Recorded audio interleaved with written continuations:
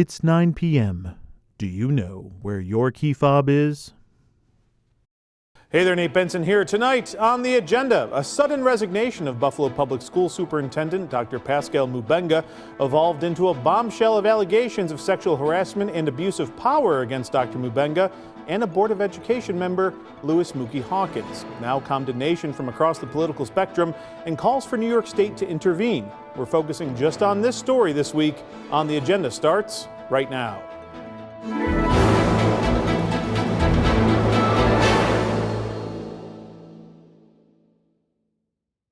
Thanks again for watching. All of this started Monday night during a special meeting where the Buffalo Board of Education was supposed to be meeting to select a new North District board member after Cindy McAcken resigned. However, that meeting was turned upside down after the abrupt resignation of Dr. Pascal Mubenga. Here's my story from Monday. Next month will be a year, so really excited. I came here optimistic, and I'll remain optimistic.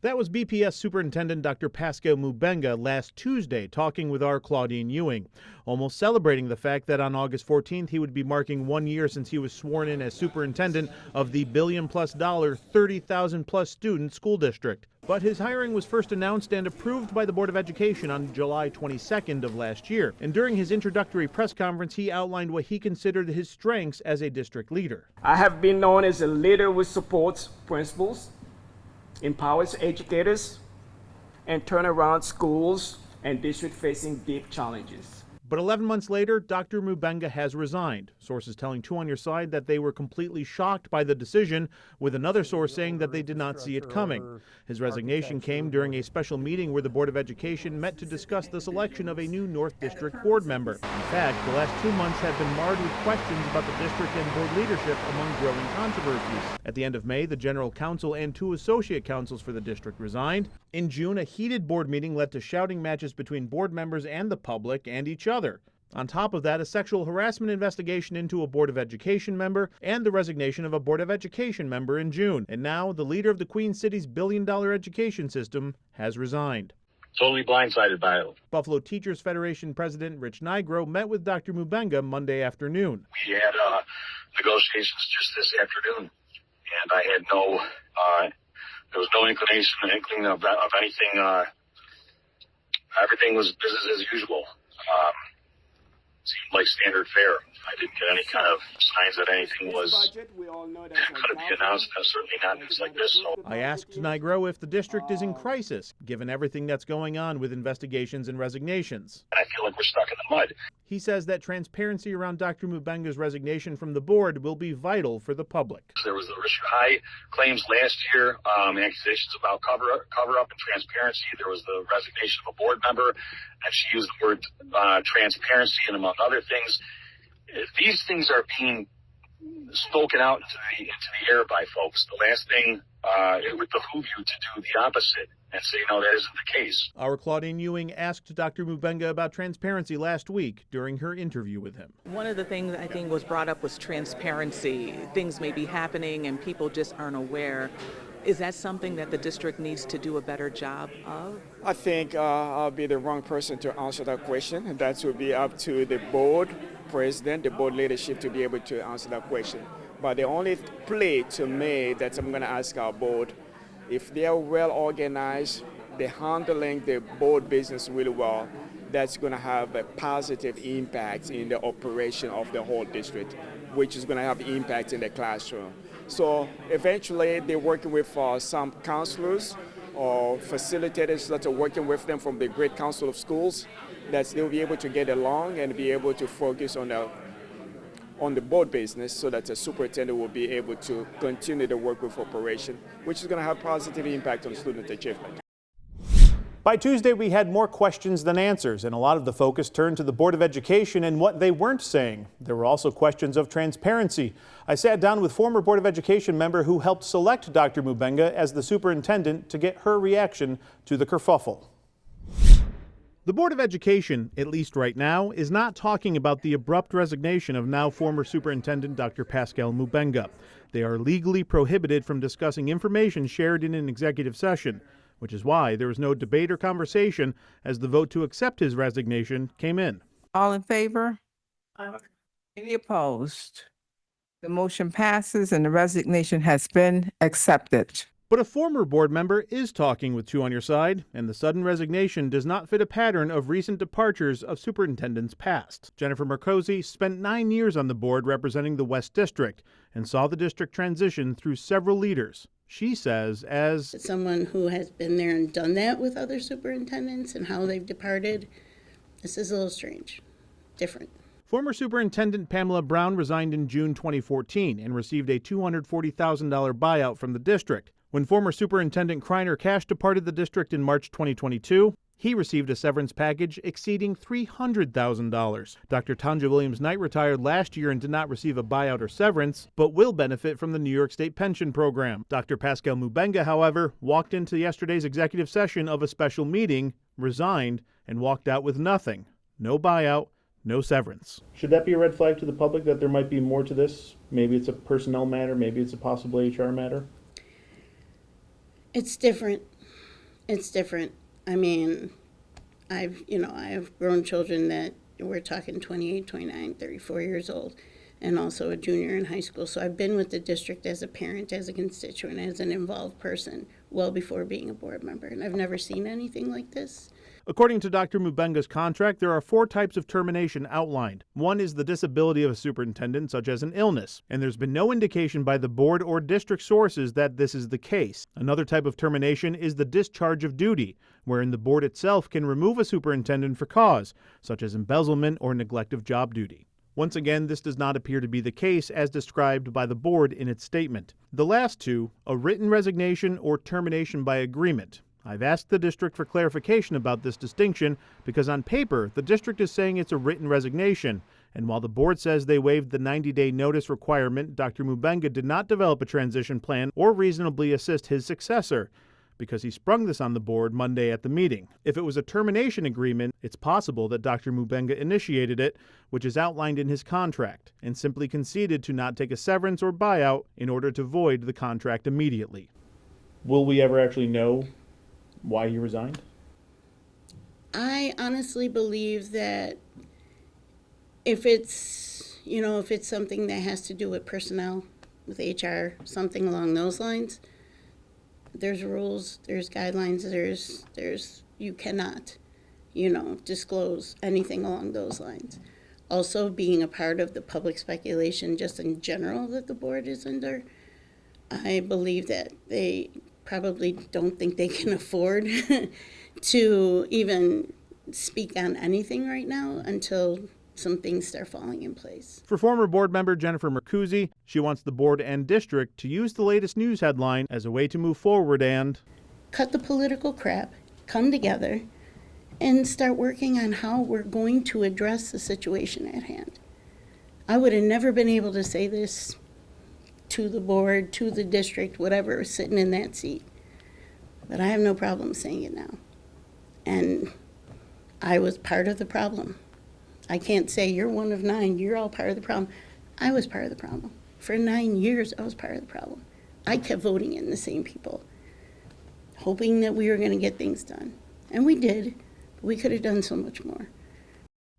Coming up, a Board of Education meeting designed to inform the public just left us with more questions. We'll be right back.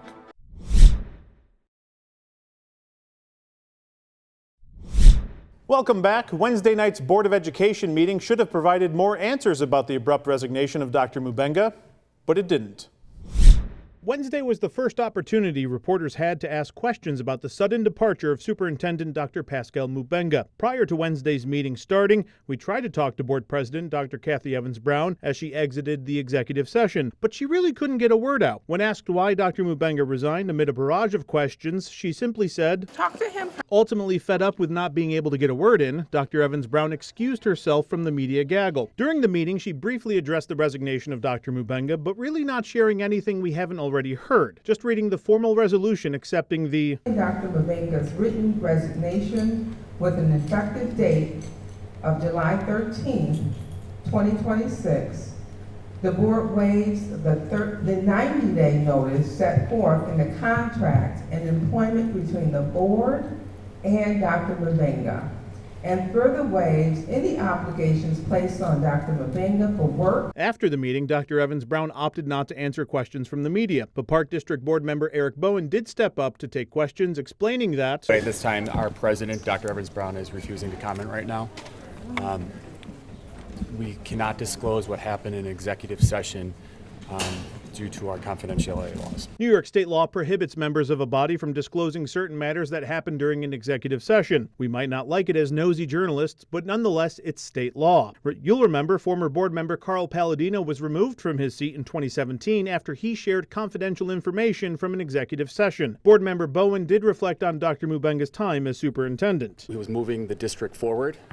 He did a good job for our kids, but I cannot comment on what happened in executive session. But with the details of his departure still unknown, the public is left to guess the reason. I asked Bowen. The relationship between Dr. Mubenga and the board break down completely ahead of the resignation?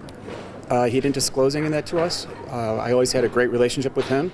Every time I needed him to do something for my district, he came through. I cannot say that for other districts, but I wish him nothing but the best in where he goes from here.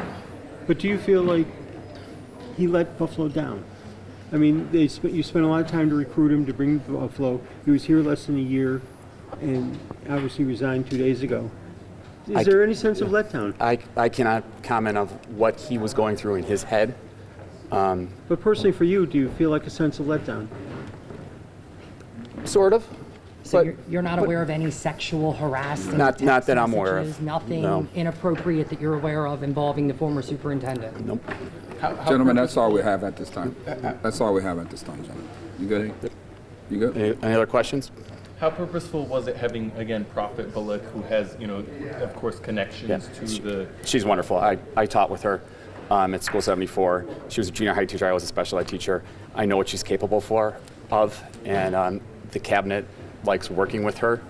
And I think at this time, she offers stability for our district, and she's going to move us forward. So thank you at this time. Thank you. There were only a few public speakers that signed up to talk at the meeting, but those who did not pull their punches. The stakeholders, students and families first need some decent explanation as to what has happened and what will happen in the future. So within the constraints of personnel matters, I think some sort of explanation is due to the people. That the city and the county, the politicians and everyone else thinks the board is pointless and funny in this dysfunction and is willing to let it completely devolve.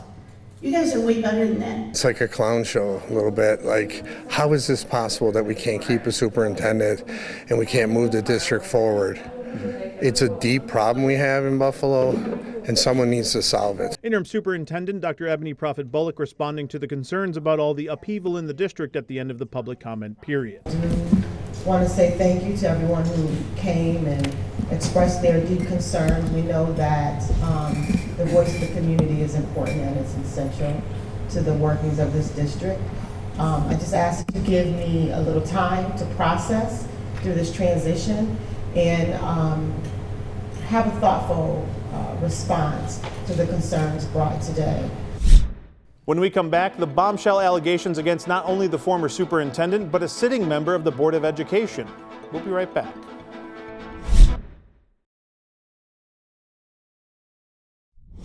Thursday morning started off with a notice of claim against the Board of Education and former Superintendent Dr. Mubenga.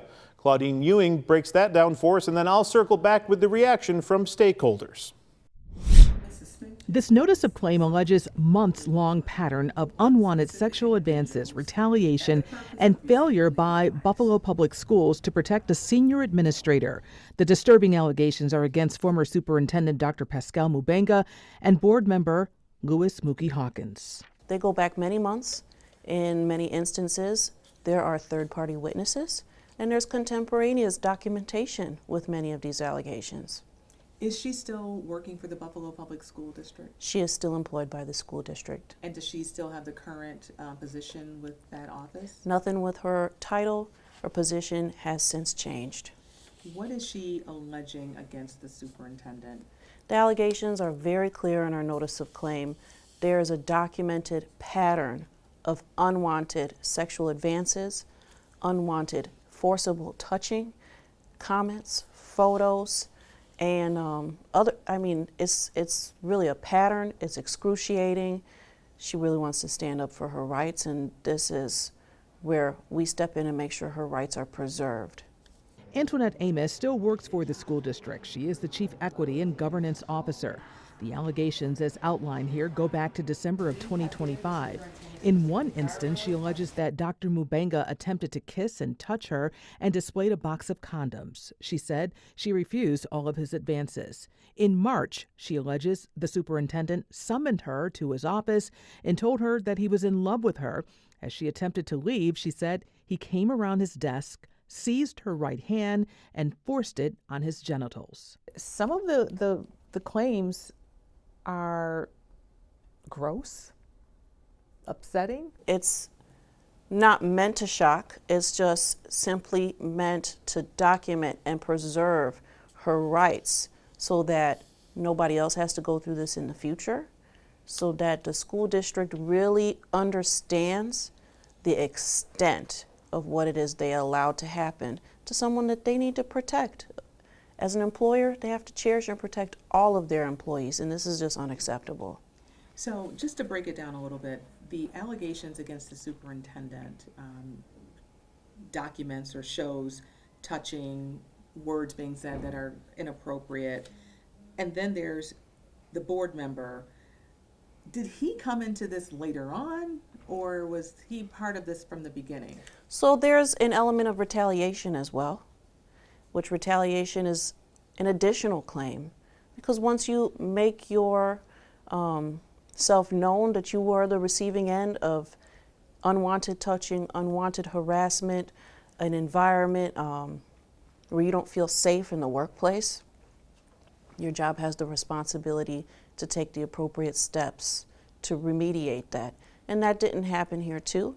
It's unfortunate that Ms. Amos found herself on the receiving end of this type of conduct from two individuals, two high-level officials who are supposed to conduct themselves with integrity. And unfortunately, they did not. And to take it a step further, the school district failed to police itself. The district has 90 days to schedule a deposition. On your side, Claudine Ewing, Channel 2 News. Reaction to the allegations that former Superintendent Dr. Pascal Mubenga allegedly sexually harassed a cabinet member for more than 6 months, and board member Louis Mookie Hawkins also allegedly sexually harassed, intimidated, and retaliated against that same employee, has been met with strong condemnation from current board members, former board members, and the Buffalo Teachers Federation. It's reprehensible. It is a sad day for the Buffalo Board of Education and Buffalo Public Schools. And I'm feeling quite disgusted with what is occurring right now. But for a woman working in City Hall, and this is occurring by the top, it's inappropriate and it's disgusting. Unacceptable. It does erode trust. It does erode confidence. There's always a fear of retaliation when somebody reports something. I was more disgusted, if anything, if I had to pick an adjective, but not necessarily surprised. Dr. Mubenga abruptly resigned on Monday, and at the time there were a myriad of questions as to why. Monday he resigns. Now, Thursday morning we've got these bombshell allegations. Did you think it would have escalated to this based on what you learned on Monday? I did. Yep. And the minute some of these things were presented to us, he was gone. And we did everything that we could to ensure the safety of our employees in this district. Incredibly disappointing. The sad fact is we've come a long way when it comes to, protections as women and our abilities to roll into leadership positions as women, but it's not without experience, and I can't speak for all women right now. I can speak for me. It resonates, to know that to various degrees there's been shared experiences over the years, and I think it's sad because most women, and again speaking personally here, you learn to just have thick skin in a lot of cases. And so I do commend I commend Antoinette in boldly saying no. and stepping out, it's scary. It's scary to do that. It's scary to acknowledge those things. And I know I addressed it briefly upon my departure, but we have within the district definitely this space of retaliation, and that makes it even scarier. Another part of this ordeal for former board member Cindy McGacken is the initial sexual harassment allegations that were reported against a board member in early June. We now know that the alleged board member is Louis Mookie Hawkins, according to the notice of claim. However, details weren't shared with the whole board back in June. Part of my frustration prior to my departure from the board was not a clear understanding as to what those allegations were, how many of them there were, exactly when information was brought to us, and frankly, very little information given to me in order to make an informed decision. So I think reading what I had today was the most information that I've received, and it's ironic that it is in the capacity as a citizen and not a board member. But Hawkins was allowed to continue board business after the allegation was made, and even voted on the law firm that was retained to investigate the allegations against him. How was that able to fly? It sounds very fishy. Those are questions that have to be directed to our board president. She is the one who is in charge of executive session. I don't make those decisions, but it does sound fishy. Do you think it was done by the book? I don't know if I can answer that question. That firm was not properly appointed. We did not take a public vote, and we were told by the board president that the accused board member would not participate in any discussions regarding the sexual harassment allegations toward a board member, and that board member did.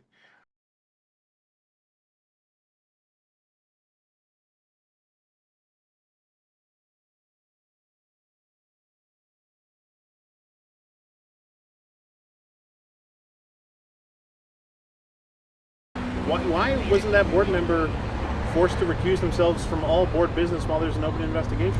That is a great question. One I also am trying to answer. And I don't have an answer, nor did I get an answer to that question.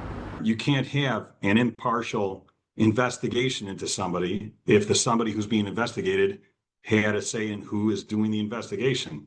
And Buffalo Teachers Federation President Rich Nigro says that the lack of transparency about the initial investigation is a key reason why confidence in the board from teachers in the district may be in jeopardy. Should board leadership resign from their place of authority, you know, in the wake of just the way things have played out for the last 2 months? I mean, there may be an argument for a lack of confidence in the board president's ability to in her leadership ability. Again, I've talked with and spoken with all the board members, but this is particularly troubling. I hesitate to pin anything on any one individual because there's culpability enough to go around. I know in the past, you know, the BTF has, you know, voted no confidence in superintendents, things of that nature. I mean, and I don't know all the history in the top of my head, but is there precedence for a vote of no confidence by BTF for the board itself? There very, very well may be. It is very, very difficult to rebuild trust once you've lost it. And it is possible we're at that point. So the big question now, will the teachers union hold a vote of no confidence over the Board of Education? Will the state intervene? Will board leadership address these serious allegations, or will a summer of Buffalo school scandal continue? We'll have to find out next week. I'm Nate Benson. Thanks again for watching, and we'll see you at the next one. When there will be a world without zinc.